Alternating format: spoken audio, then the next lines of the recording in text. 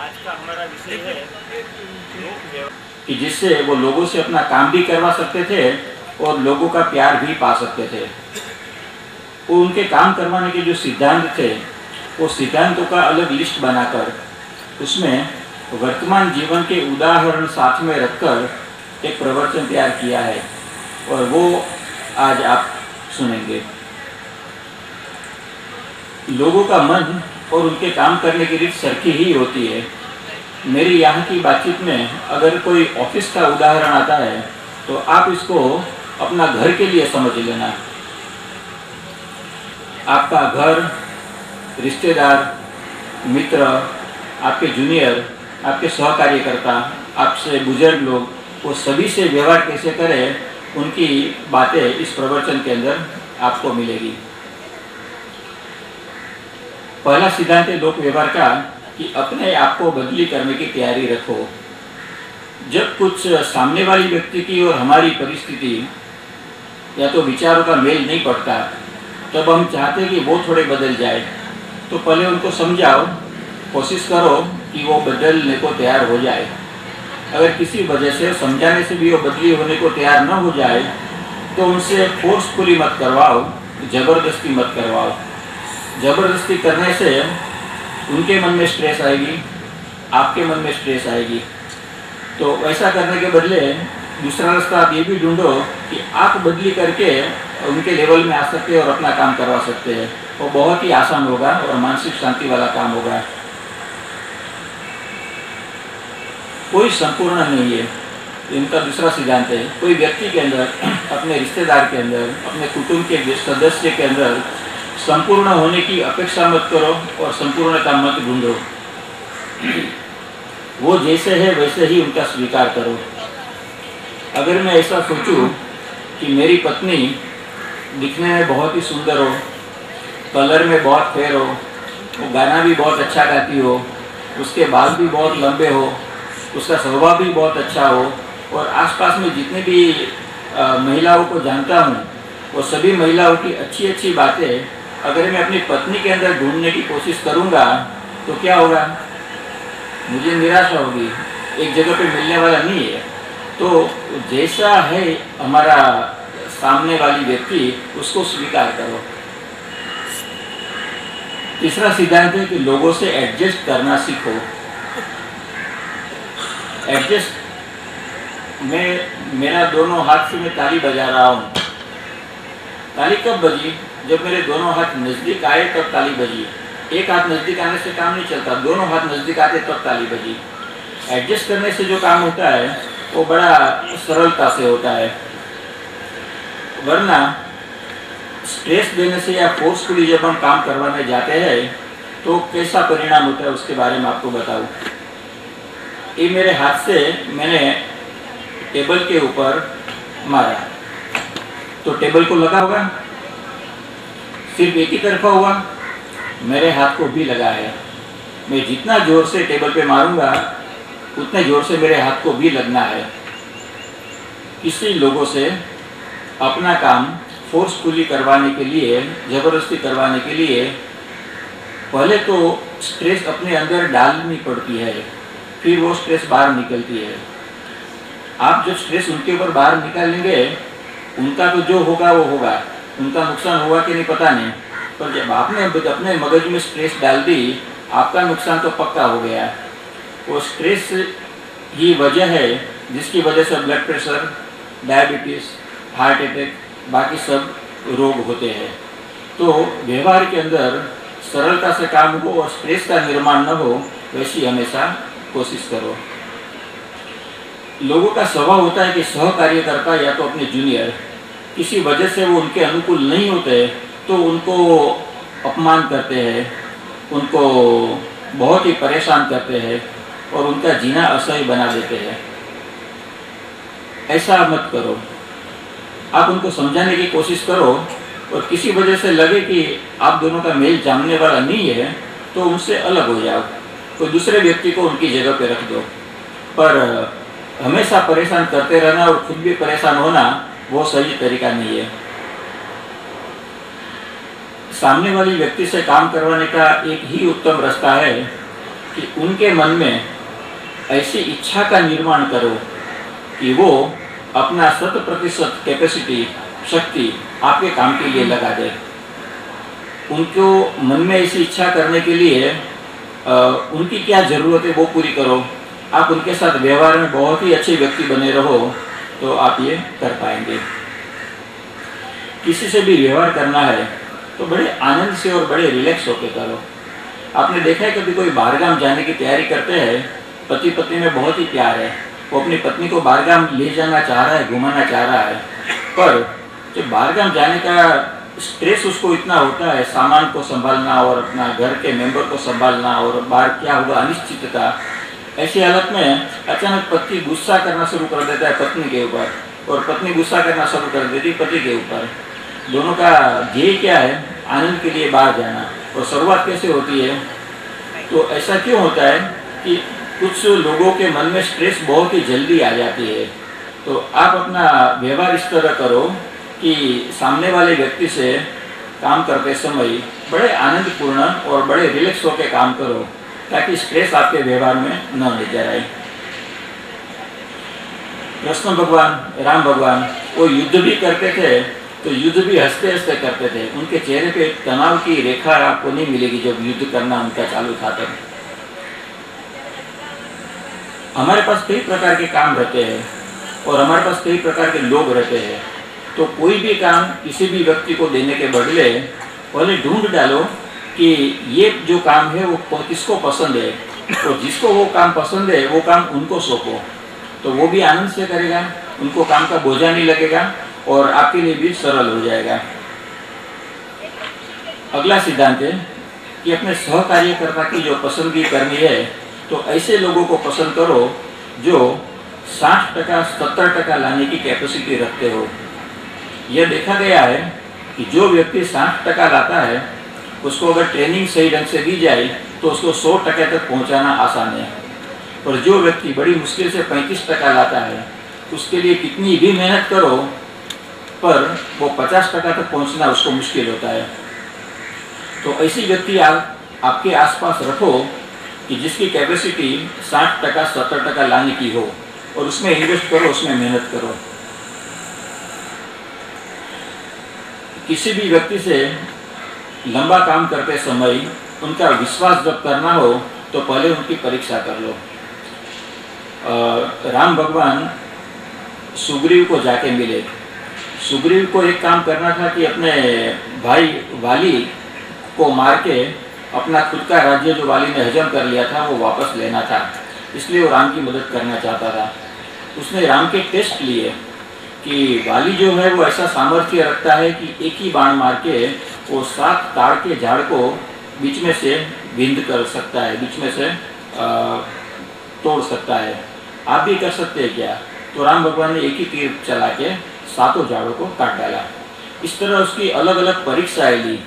जब वो परीक्षा में राम उत्तीर्ण हुए तब उन्होंने राम से दोस्ती का प्रस्ताव किया और दोनों ने हमेशा दोस्ती करने का, एक दूसरे को मदद करने का दोस्ती किया। अब सुग्रीव के राम के काम करने के तरीके और हमारे काम करने के तरीके में फर्क क्या है? उन्होंने एक बार टेस्ट कर लिया जो करना था पर बाद में हमें इसके लिए विश्वास कर दिया। हम लोग क्या करते हैं? टेस्ट करते हैं, फिर वापस थोड़े समय के बाद में टेस्ट करते हैं, फिर 1-2 साल के बाद में टेस्ट करते हैं। तो ऐसे बार बार टेस्ट करने से सामने वाली व्यक्ति को पता चल जाता है कि हम उन पर विश्वास नहीं करते हैं और वो व्यक्ति जिस पर हम विश्वास नहीं करते हैं वो अपनी 100% शक्ति हमारे लिए लगाना नहीं चाहती है। उसको मन नहीं करेगा कि उसकी 100% शक्ति वो हमारे लिए लगाओ। तो पहले जो टेस्ट करना है वो कर लो और बाद में पूरा विश्वास करो। अगला सिद्धांत है अपनी सफलता का श्रेय आसपास वाली व्यक्ति को दे दो। हमारे शास्त्रों में एक उदाहरण है। राम भगवान जब समुद्र पार करके लंका में पहुंचे तो उन्होंने सभी बंदरों को जमा किया और उनको कहा कि आपकी वजह से और आपके सहयोग से ही हम यहाँ तक आ पहुँचे हैं। अब सोचो बंदरों की छाती कितनी खुल गई होगी जब राम भगवान ने उनकी इतनी तारीफ की। कृष्ण भगवान ने जब इंद्र ने बहुत बारिश की उससे बचने के लिए गोवर्धन पर्वत अपनी उंगली पे उठा लिया था, उस समय काफ़ी सारे गोपाल भी उसकी मदद करने के लिए लकड़ी लगा के गोवर्धन पर्वत के नीचे खड़े थे। जब बारिश बंद हुई तो कृष्ण भगवान ने सभी गोपालों को कहा कि आप सब लोग का साथ था, सहयोग था, इसीलिए हम सब मिलकर गोवर्धन पर्वत को उठा सके। तो गोपालों को कितना अपना महत्व लगा होगा और उसकी आस्था कृष्ण भगवान के लिए हमेशा जिंदा रहेगी। इसी प्रकार ये हमारे काम में किस तरह है, अगर कोई सास, अगर कोई पिताजी अपने बहू को या तो अपने बेटे को वो काम करने का श्रेय उनको दे दे तो उनको उत्साह बहुत बढ़ जाएगा और वो हमेशा उनके लिए काम करने को तत्पर रहेगा। आनंद और सुख का बंटवारा करते रहना चाहिए। एक कंपनी का ओनर है, सेठ है, वो जो भी कमाता है वो सब अगर अपने घर में लेके जाएगा और स्टाफ को कुछ बांटेगा नहीं, जितना कम से कम देना जरूरी है उतना ही देगा, तो स्टाफ उनके विपत्ति के समय उसके पास में खड़ा रहेगा? नहीं खड़ा रहेगा। पर अगर सेठ जो कमाता है उसमें अपने स्टाफ को और भी कुछ हिस्सा दे, बांटे, और स्टाफ को ये पता चल जाएगी कंपनी जितना आगे बढ़ेगी हम भी उतना ही आगे बढ़ेंगे और हमारी हर तकलीफ में सेठ हमारे बाजू में खड़ा है, संभाल लेता है हमको, तो ऐसी हालत में स्टाफ उनको पूरा सहयोग देगा, पूरा संभाल लेगा। तो जो विश्व लक्ष्मी जी ने आपको आनंद दिया है, अच्छी सुख दिया है, वो आप अकेले मत भुगतो, अपने आजू बाजू वाले लोगों के साथ बांटते रहो। कुछ व्यक्ति ऐसे होते हैं कि खाली पैसे को पहचानते हैं और व्यक्ति के संबंध को नहीं पहचानते हैं।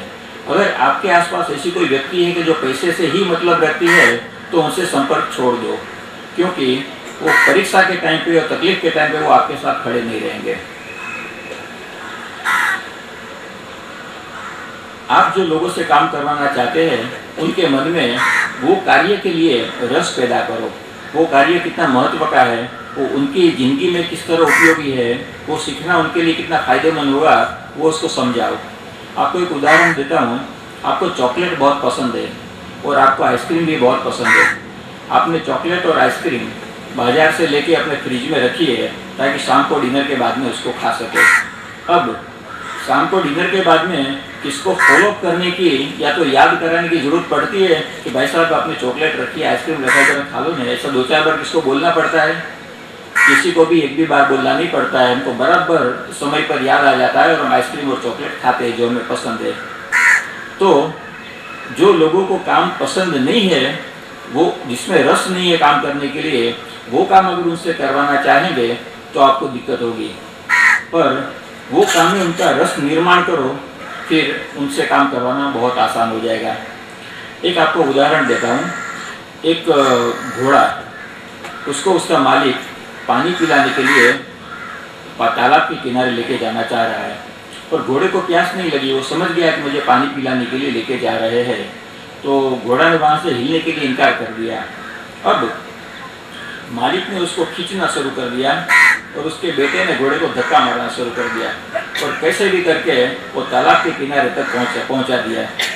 तो तालाब के किनारे तक पहुंचने के बाद में भी घोड़े को पानी नहीं पिलाना था, तो उसने गला पानी में नहीं डाला, मुंह पानी में नहीं डाला। अब वो मालिक और उसका बेटा दोनों उसके गले के ऊपर लटक गए, सर के ऊपर, और जबरदस्ती उसका गला पानी तक पहुंचाया। अब जब पानी तक गला पहुंचाया है तो वो घोड़ा पानी पिएगा? वो घोड़ा पानी नहीं पिएगा, क्योंकि उसको पानी की जरूरत नहीं है, उसको पानी नहीं पीना है। अब घोड़े जैसे एक छोटे से जीव के पास भी उनकी पसंद का काम जो नहीं है वो भी जबरदस्ती नहीं करवा सकते हैं, तो एक मानव जैसे बुद्धिमान व्यक्ति के पास जो उनको नहीं करना चाहते हैं वो आप कैसे करवा सकेंगे? वो बहुत ही मुश्किल है। उनका रस निर्माण करो, जो काम आप उनसे करवाना चाहते हैं उनके लिए। आप कोई भी काम करते समय जो लोगों को काम दो, उनके साथ में उनको काम करने की आज़ादी भी दो। सास अगर 100 काम बहू को देती है, वो बड़ी खुशी से करना चाहती है, पर उसको ये बात पसंद ना है कि जो भी काम वो करना शुरू करती है वो हर काम में सास दखल करती है। ये इस तरह मत करो, इस तरह करो, ये ठीक नहीं है, वो ठीक नहीं है।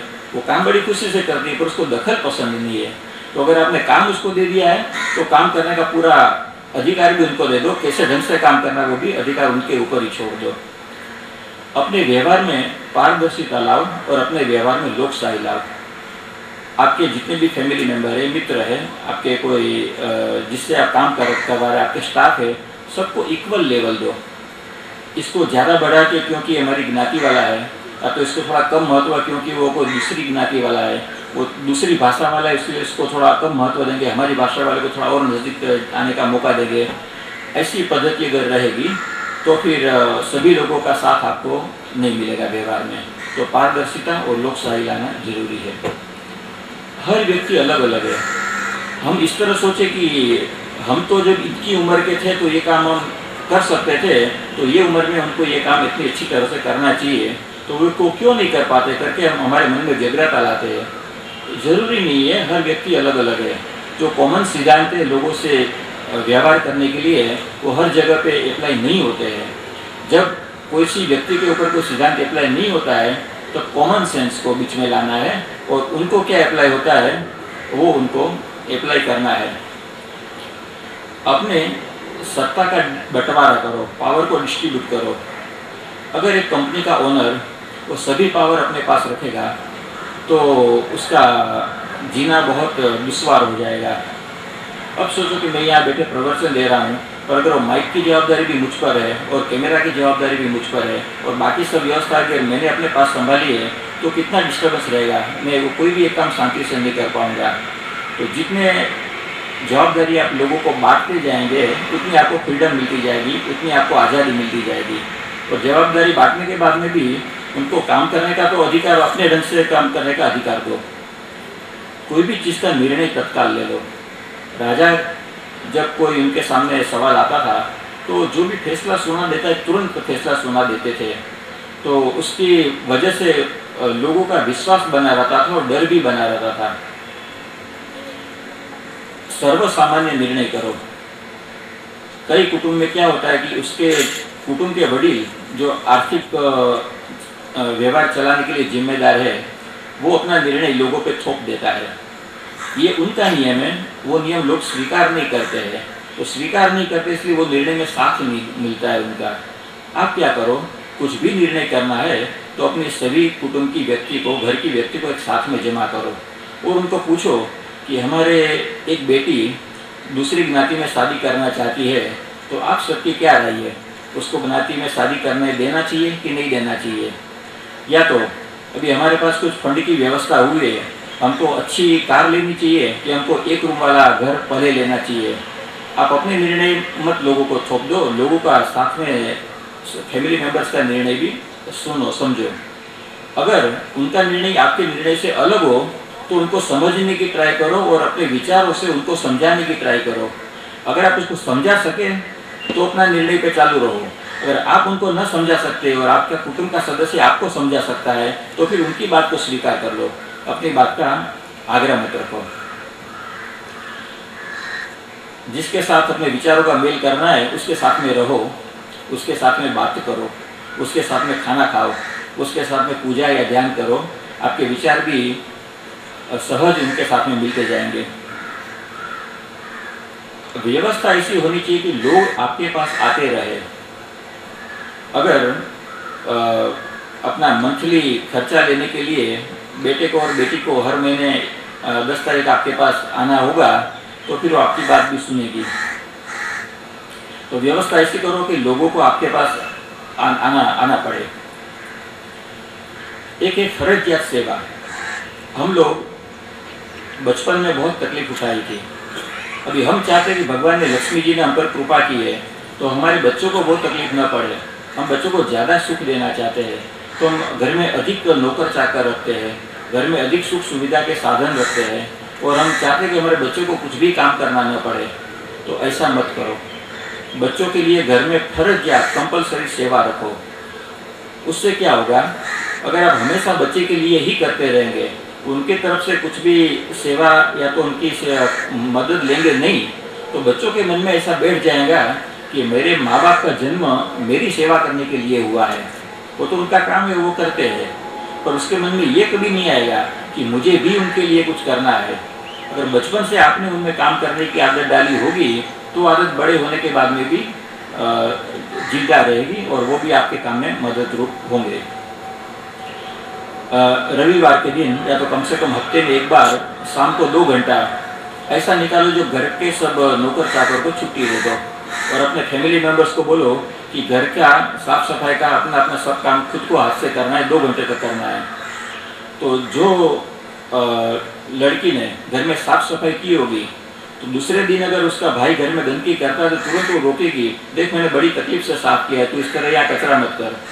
और जो लड़के ने व्यवस्था से चीज ठीक ठाक जगह पे रखी होगी और अगर उसकी बहन कोई चीज गलत जगह पे रख देती है और तुरंत बोलेगा देख मुझे जगह पे रखनी पड़ती है तो उसको बराबर ठीक ठाक कर। तो फर्ज या सेवा लेने का सिस्टम रखो। लोगों से जब आप सर्वानुमति लेके काम करेंगे तो लोगों की तरफ से सुझाव आएंगे। जब लोगों की तरफ से सुझाव आता है तो वो काम को अमल करने की जवाबदारी भी उन पर डाल दो। उन पर जवाबदारी डालने से सुझाव आने थोड़े कम हो जाएंगे, या तो बहुत ही प्रैक्टिकल सुझाव होंगे वही आपके पास आएंगे और आपका काम का बंटवारा भी होता जाएगा। अपनी आर्थिक आज़ादी हमेशा अपने पास रखो।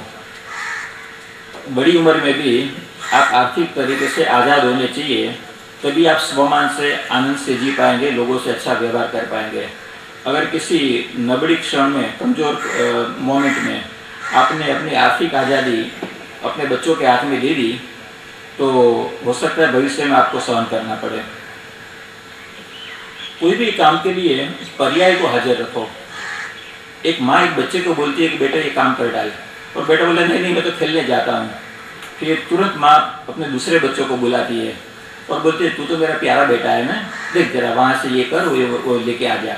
तो बच्चा खुशी खुशी से करके आता है और फिर माँ उसको दुलारती है। माँ को बराबर मालूम है कि बच्चे से कैसे काम करवाया जाता है।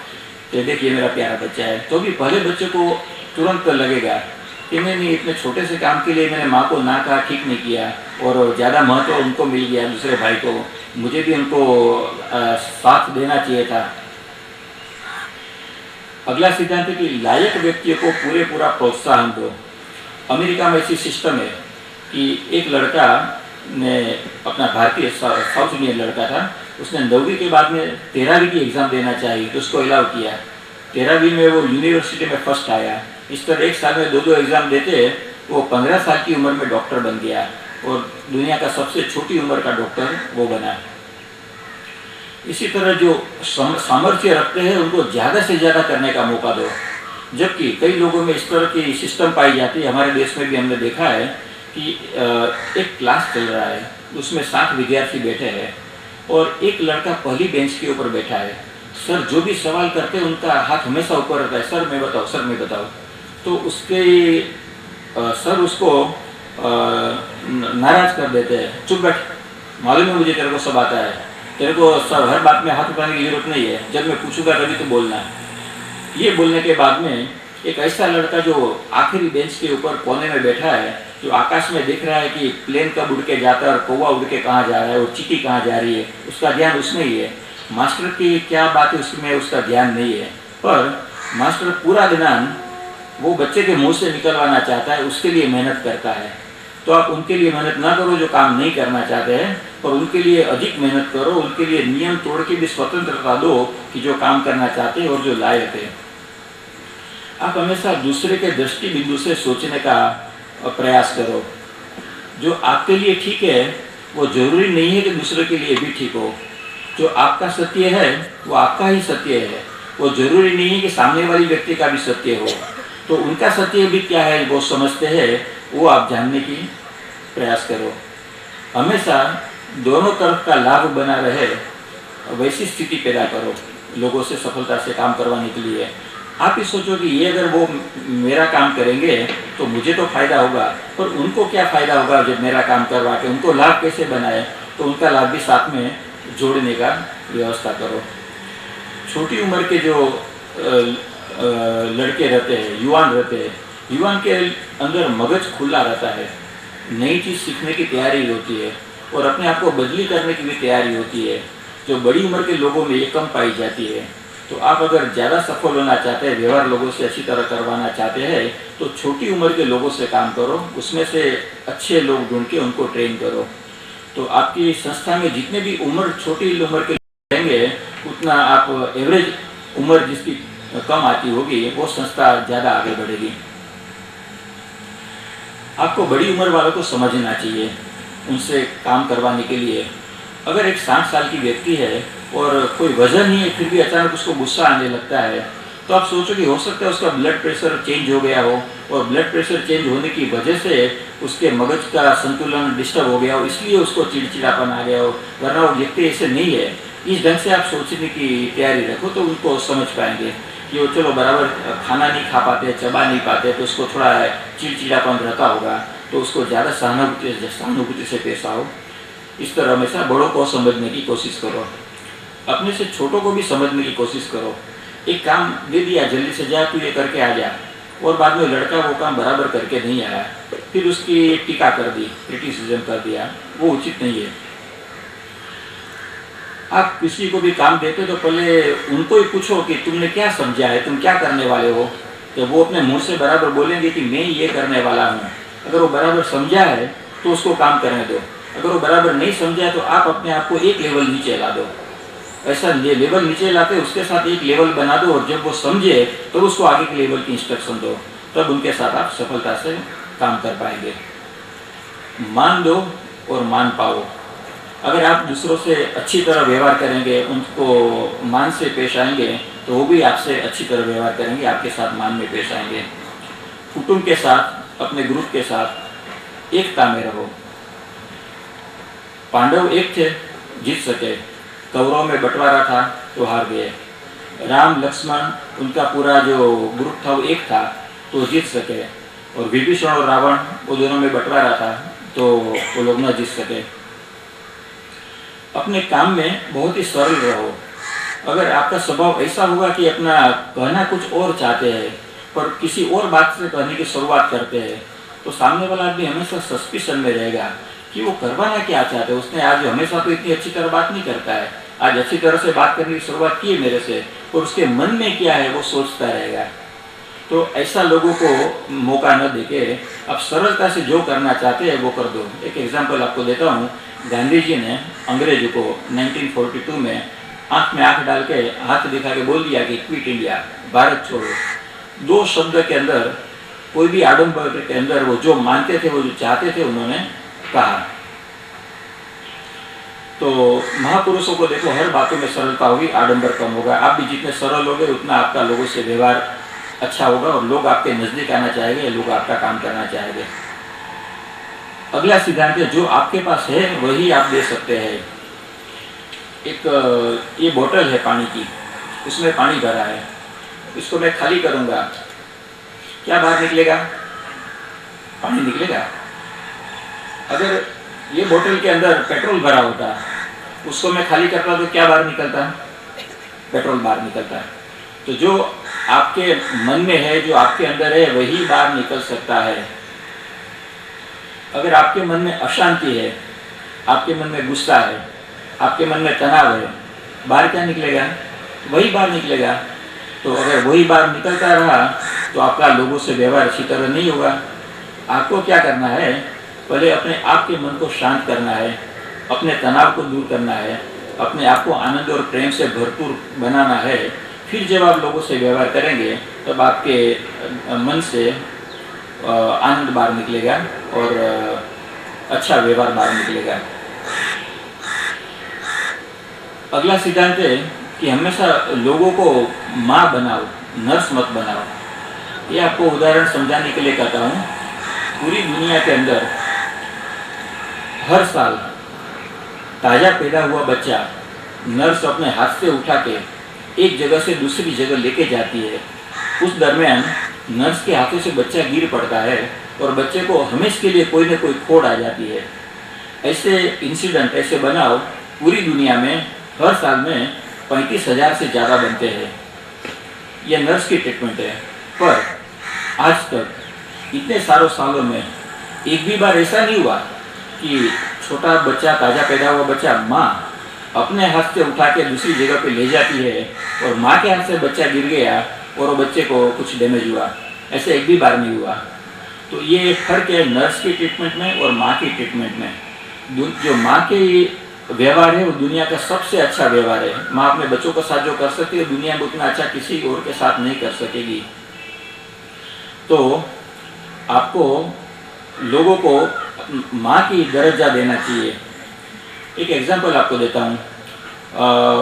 मेरा कुटुंब रहता है प्रदेश में, मैं यहाँ अकेला रहता हूँ। हमारे घर में एक बहन आती है खाना बनाने के लिए, और मैं उनको कहता हूँ कि तुम मेरी माँ जितना मेरा ख्याल करे उतना तुम मेरा ख्याल करती हो। अब मेरी सेक्रेटरी जो उम्र में काफ़ी छोटी है, शायद 20-22 साल की, उसको मैं कहता हूँ कि तुम मेरी माँ की तरह मेरा ख्याल करती हो। अब सिर्फ माँ का दर्जा दे दिया उससे काम नहीं बनेगा।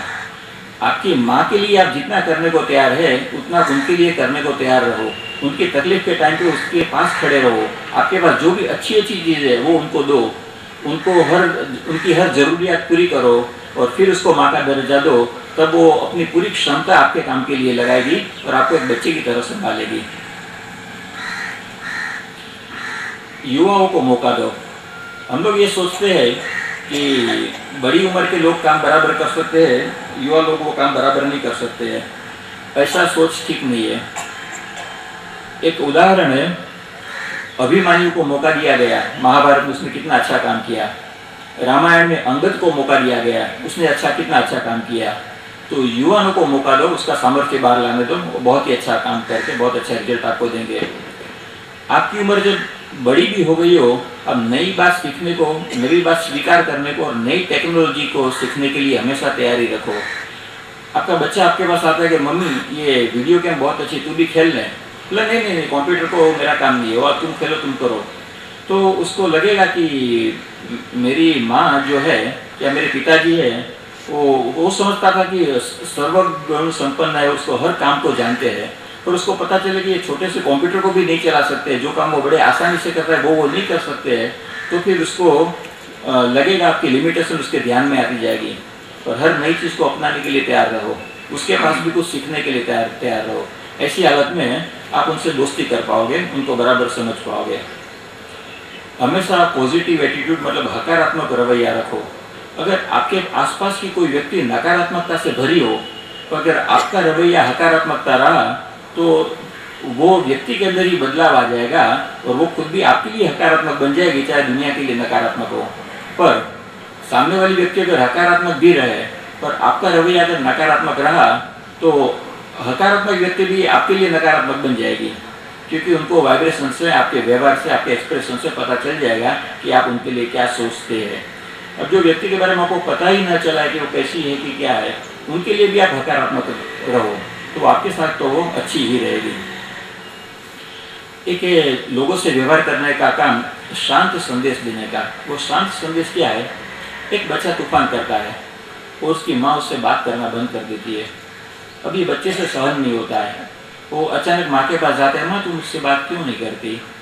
माँ मैं कल वो चीज़ तोड़ दिया इसलिए तुम मुझसे बात नहीं कर रही है, मैंने छोटे भाई को मारा इसलिए तुम मुझसे बात नहीं करती है। वो आखिरी एक हफ्ते का पूरा एनालिसिस कर देता है, अपने हर व्यवहार को चेक कर लेता है, हर संभावना को देख लेता है कि माँ किस वजह से नाराज हुई है। तो ये सब कब होता है? माँ एक भी शब्द बोले बगैर खाली चुप रहती है, तो इतना पावरफुल इफेक्ट होता है। तो कई बार शांत रख के बहुत बड़ा संदेश दे पाते हैं। द्रौपदी, उसका अपमान किया था दुर्योधन ने और दुशासन ने। वो दुर्योधन और दुशासन को सजा दिलाना चाहती थी। उसने एक बार अपने केस खुले रख दिए और अपने 5 पति जो महारथी थे उनको बता दिया कि जब तक दुर्योधन और दुशासन का बदला नहीं होगा तब तक मैं अपने केस खुले रखूंगी। जंगल में 13 साल का वनवास हुआ, आजू बाजू वाला बहुत ही शांत वातावरण था और अच्छे अच्छे व्यक्ति भी ये शांत वातावरण के अंदर मन शांत करके बैठ जाते हैं।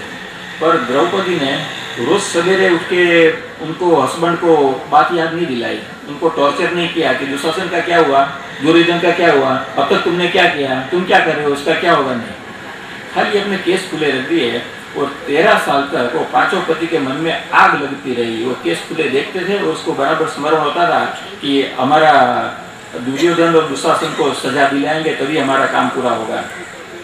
तो जो बोलने से काम नहीं होता है, उससे कई गुना काम मौन से होता है।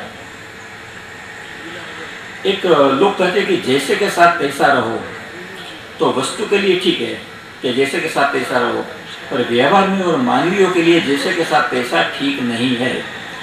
अगर कोई व्यक्ति गुस्से में आपके पास आता है, आप सोचेंगे कि जैसे के साथ तैसा रहो, और आप भी उनके पास गुस्से में बात करेंगे, तो व्यवहार बराबर चलेगा? नहीं चलेगा।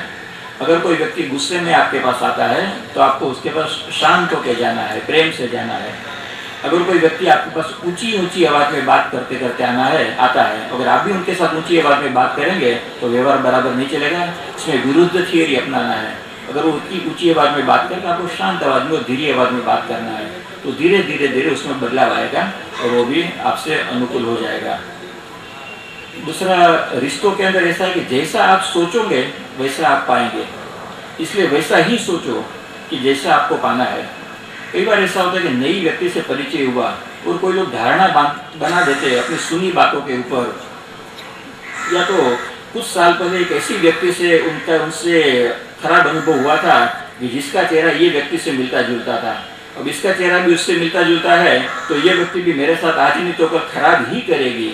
वैसे उसने अगर भावना बांध दी, उसके लिए वैसा ही सोचता रहा, तो व्यक्ति चाहे कितनी भी अच्छी होगी, पर उसके साथ वो अच्छी नहीं रह पाएगी, क्योंकि उनके जो वाइब्रेशन है वही उनको 24 घंटा मिलते रहेंगे। अब वो सोच क्या रहा है कि ये व्यक्ति मुझसे खराब पेश आएगी, तो उसको फल वही मिलता है, वो व्यक्ति उसको खराब तरीके से ही पेश आती है। और अगर कोई खराब व्यक्ति भी बाजू में आ गई और हमने उनको अच्छी तरह सोचा, तो ऐसा आपने देखा होगा कि कोई गुंडे प्रकार के लोग भी जो दुनिया से खराब पेश आते हैं, पर कुछ लोगों से बहुत ही अच्छी तरह पेश आते हैं, जो उनके साथ अच्छी तरह पेश आते हैं। अगर आप किसके बारे में अच्छी तरह सोचोगे, तो आप उनसे अच्छा व्यवहार ही पाओगे। अब मैं आपको कुछ थियरी के बारे में बताता हूँ जो लोगों से व्यवहार करने के लिए है। चाणक्य ने कहा था कि नरम व्यक्तियों के साथ मक्खन जैसे बन जाओ। मक्खन इतना नरम होता है कि अपना सर का बाल उसके अंदर डाल दे तो बाल भी अंदर घुस सकता है, उतना नरम मक्खन होता है। और कठोर व्यक्ति के साथ वज्र जैसे बन जाओ, ये चाणक्य ने कहा था। ये उनका काम करने का ढंग था। हमारे शास्त्र में दिखाया है लोगों से व्यवहार करने के लिए 4 रास्ते: शाम, दाम, दंड और भेद। हम लोग क्या करते हैं कि थोड़ी देर शाम को अजमा लिया, समझा लिया लोगों को, फिर थोड़ी देर पैसा से काम करवाने की कोशिश की, और हमको जल्दी रहती है कि हम कितना जल्दी दंड का हथियार उपयोग करेंगे और कितना जल्दी भेद का हथियार उपयोग करेंगे। ऐसी जल्दी मत करो। किसी व्यक्ति के साथ काम करना है, उसको शाम से मतलब समझा के ही काम करो। उसमें भी अगर निष्फलता मिलती है तो वापस समझा के काम करो। फिर भी अगर आप सफल नहीं होते हैं तो फिर भी समझा के ही काम करो।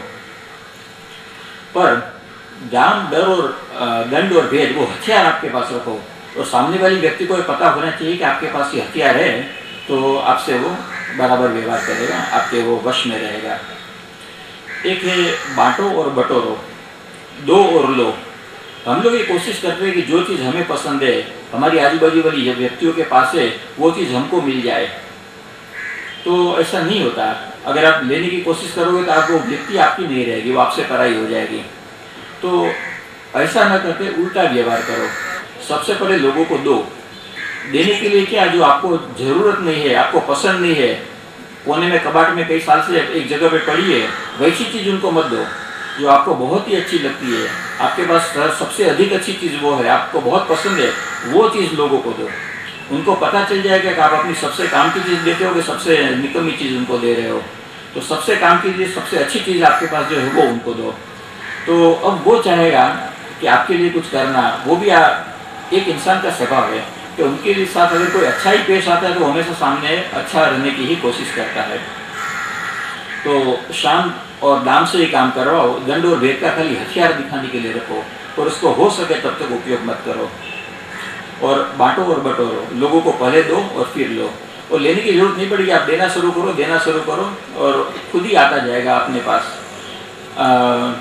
हम देख रहे हैं अपना यहाँ सोमैया ग्रुप जो ज्ञान यज्ञ कर रहा है इतने सालों से, और वो ज्ञान और अलग अलग सुविधाएं, शाम को यहाँ लोगों को घूमने के लिए आने की छूट है, तो लोगों को अलग अलग सुविधाएं देते ही जा रहे हैं। तो उन्होंने कुछ बदले की भावना रखी नहीं, कुदरत का भी स्वभाव देने का था, देने का स्वभाव रखो तो सामने कुदरत अनेक गुना बढ़ा के अपने को वापस देती है। वो कुदरत के नियम में श्रद्धा रखो। केरी का झाड़ हर साल हमको कितनी केरी देता है, उसमें कभी कमी आती है? फूल एक बार मुरझा गया तो दूसरा फूल आएगा, कभी कमी आती है? नेचर बढ़ा बढ़ा के देता है अगर हम दूसरों के लिए कहते रहे, समर्पित रहे तो हमेशा पहले दो, लेना स्वतः खुद ही खुद हो जाएगा। और एक थियरी, संतुलन थियरी। एक तराजू है, तराजू में एक पल्ले में मैंने 100 ग्राम का लोहे का वजन रखा है और दूसरे ग्राम में मैंने 99 ग्राम का वजन रखा है। क्या होगा? कौन सा पल्ला नीचे झुका रहेगा? 100 ग्राम का पल्ला नीचे झुक जाएगा। अब जो 99 ग्राम का पल्ला है उसके अंदर मैं अपना पूरा आत्मविश्वास डाल दूंगा, मेरा पूरा प्रेम डाल दूंगा, मेरी पूरी श्रद्धा डाल दूंगा, और तो दोनों पल्ला सरका होगा क्या? कौन सा पल्ला नीचे रहेगा? इतना डालने के बाद में, इतना डालने के बाद में भी 100 ग्राम वाला पल्ला है वही नीचे रहेगा। ये प्रेम, श्रद्धा, ये जो भावनात्मक चीज़ें हैं वो मटेरियल का काम नहीं कर सकती है। हम इंसान ये गलती हमेशा करते हैं, जहाँ मटेरियल की जरूरत है वहाँ हम भावनाओं से काम कराने की कोशिश करते हैं। मैं मेरी सेक्रेटरी को ऐसा कहूँ कि तू मेरी बेटी जैसी है, मैं इसको हमेशा बोलता हूँ कि तू मेरी बेटी जैसी है, पर मैं अपनी बेटी के लिए जितना करता हूँ वैसा कुछ इनके लिए करूँ नहीं। पर उनको, सेक्रेटरी को मैं कम से कम पगार देके मैनेज करने की ट्राई करूँ तो क्या वो मेरी बेटी जैसी बन के रह सकती है? वो नहीं रह सकती है। उसको अपनी खुद की ज़रूरत है, उसको अपने खुद के खर्चे हैं। तो जो उसको मार्केट में अवेलेबल है उससे भी ज़्यादा जब आप दोगे तब उसकी ज़रूरत पूरी पड़ेगी तो वो आपकी ज़रूरत भी पूरी करेगी। तो मटेरियल से जो काम होता है उसको भावनाओं से पूरा करने की कभी कोशिश मत करो। मटेरियल को अपनी जगह पर रहने दो, भावनाओं को अपनी जगह पर रहने दो। ये लोगों से काम करने का एक सिद्धांत है। अब हमेशा देखा गया है कि पति और पत्नी में विचारों में कुछ साल के बाद में फ़र्क आना शुरू हो जाता है। पत्नी की सबसे बड़ी फरियाद होती है कि मेरे पति को मैं कैसे बस में करूं। तो आज मैं आपको एक रास्ता बता देता हूँ, मास्टर की। मैं दावे से कहता हूँ कि चाबी कभी भी फेल नहीं जाएगी। आपका पति हमेशा आपके बस में रहेगा। आप जैसा कहते हैं वैसा ही करेगा। आप ये जानना चाहते हैं?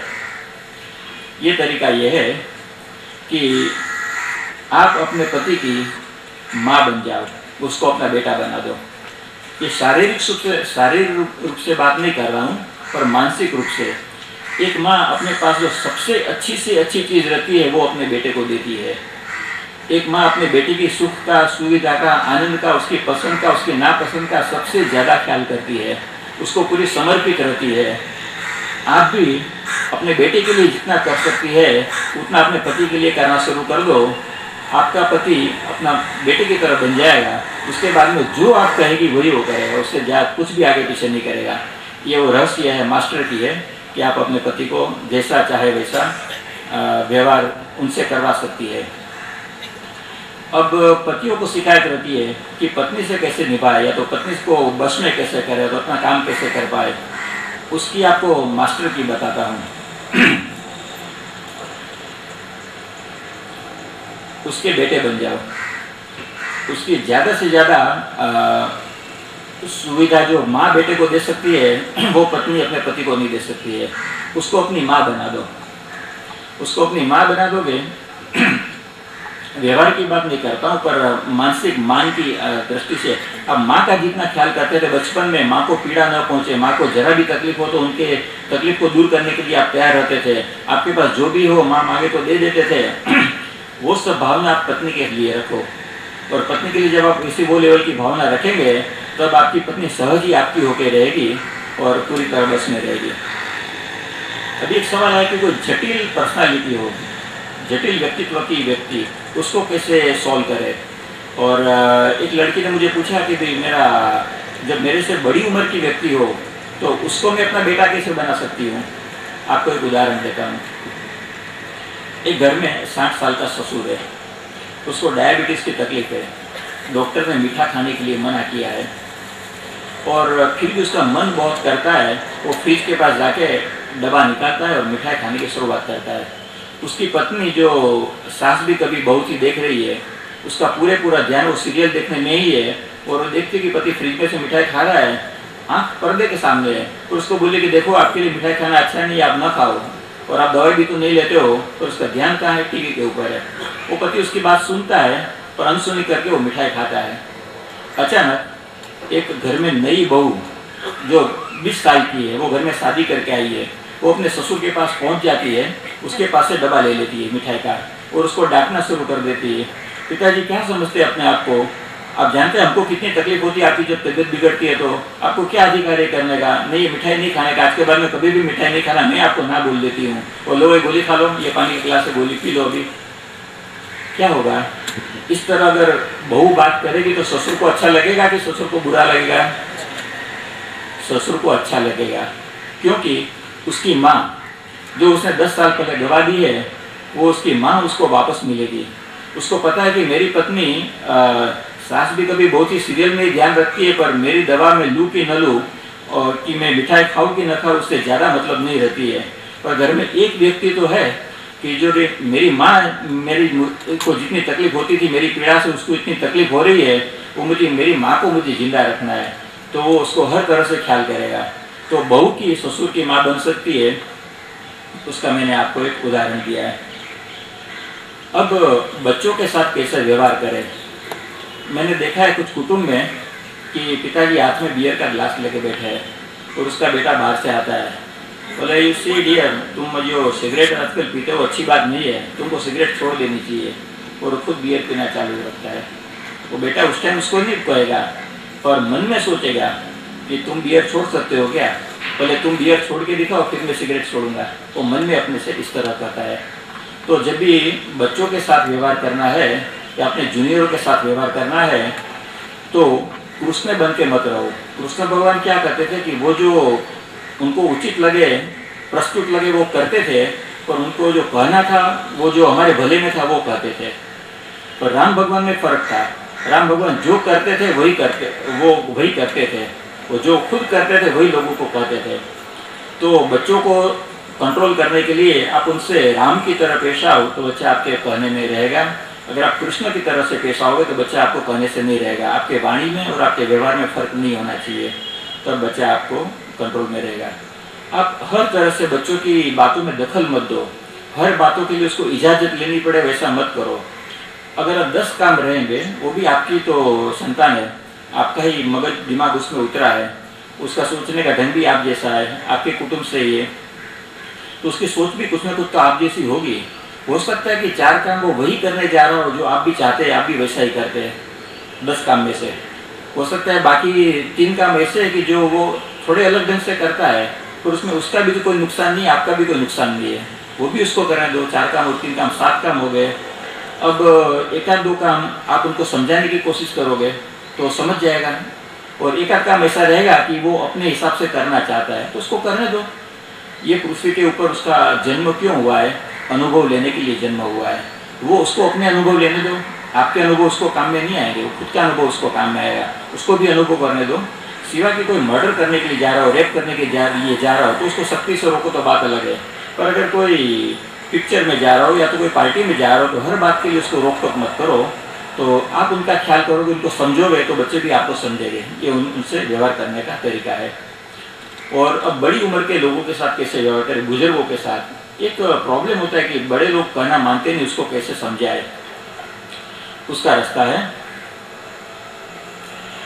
कि आप पहले वो जो बात बोलते हो सुन लो, पूरी बात सुन लो शांति से। उनको बोलो ठीक है, आप जैसा कहते हैं वैसा ही करेंगे, उसको स्वीकार कर लो। उसके बाद में उनको एक आध सजेशन दो कि पापा आप जो चाहते हैं वैसा, पर इसमें तो उसके बदले ऐसा करें तो कैसा है? बोले ठीक है, इसके बदले ऐसा कर सकते हो। फिर वापस दूसरा सजेशन कि इसमें जो करेंगे तो इसमें तो ये नुकसान है, अगर आप ऐसा ना करते हो और ऐसा करें तो कैसा है? परमिशन उनकी मांगो। बोले हाँ ये बात भी तो बराबर है, वैसा कर सकते हो। तो इस तरह बातचीत करते करते अचानक आपके ध्यान में आएगा कि जो बात आप चाहते थे वही सब बात हो रही है, और वो सब बात के लिए वो खुद भी राजी है। तो यह बड़ों से व्यवहार करने का तरीका है। आशा है ये सब व्यवहार की बात आपको काम में आएगी। इसकी वजह से आपकी सुख, समृद्धि और आनंद में बढ़ावा होगा। मुझे शांति से सुनने के लिए आपका बहुत आभार। सर्वे जना सुखिनः सन्तु, सर्वे सन्तु निरामया, सर्वे भद्राणि पश्यन्तु, मा कश्चित् दुःखम् आपनेयेत्। आज का प्रवचन यहाँ पूरा होता है। जो लोग मुझसे कोई सवाल जवाब करना चाहते हैं, मैं कुछ समय वहाँ बैठूंगा, आपके जब तक सवाल होंगे उसके जवाब मैं दूंगा। ये विषय से संबंधित या तो दूसरे विषय से संबंधित जो आज का विषय है। હવે સત્ય સ્વીકારવાની ભાવના સાથે રહો।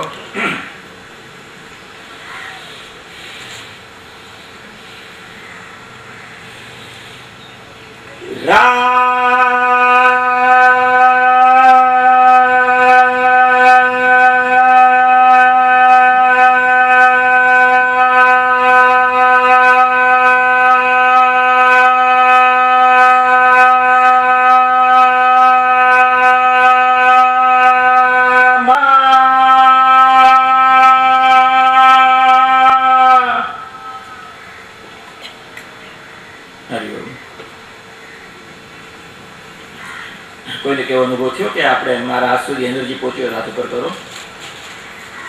તો ઘણા લોકોને પહોંચી છે। જો આ કુદરતી એનર્જી છે, આ સમગ્ર જગ્યા એટલી એનર્જાઇઝ છે। કાલ તમને વાત કરી ને કે જે ઝાડના પત્તા ઉપરની તરફ પાંદડા હોય એ જમીનમાંથી શક્તિનો લઈ લઈને આકાશ તરફ ફેંકતા હોય છે, અને એને વચ્ચે તમે અવરુદ્ધ કરો, વચ્ચે તમારો હાથ રાખો, તમને એનર્જી મળશે। અને આ તો એટલા બધા મહાનુભાવને આવી ગયા છે, એટલા બધી સારી સારી વસ્તુ આ જગ્યા પર ડિલિવરી થઈ છે, એકદમ ચાર્જ વાતાવરણ। ત્યાંથી બેસી તો જે વ્યક્તિ એનર્જી મોકલશે તો પણ બધા તરફથી એનર્જી મળશે। આભાર। બીજું કોઈ સવાલ હોય તો તમે આપણે ત્યાં આવીને પૂછી શકો છો મને। આપ્યું એ બદલ અમે એમના ઋણી છીએ। આવો જ ભાવ અમારી સંસ્થા માટે હંમેશા રાખશો એવી અભ્યર્થના। હરિઓમ। કહેવા માટે તો આગલા વર્ષે પણ મળશે ફરીવાર।